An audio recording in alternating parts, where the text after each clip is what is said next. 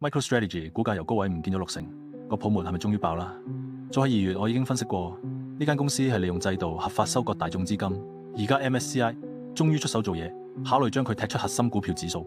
理由好直接，你間公司估值全靠 Bitcoin， 根本就係一隻基金，唔係做實業嘅。一旦被正式剔除，最得人驚嘅係嗰90億美金嘅被動資金。大家要搞清楚，呢啲追蹤指數嘅 ETF 唔係想賣，而係根據規則必須賣。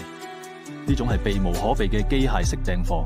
加埋 Artemis 數據顯示 ，MSTR 嘅資產淨值比率已經跌穿1，即係話市場唔再俾面，連少少比特幣日價都唔願俾啦。但最諷刺係咩啊？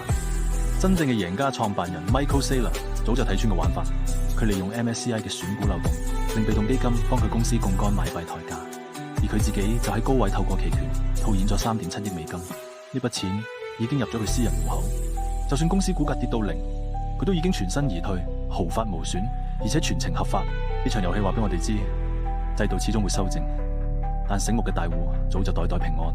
對於散戶嚟講，真正值得反思嘅唔係 Bitcoin 升定跌，而係你識唔識睇穿個制度，避免成為大戶合法收割嘅對象。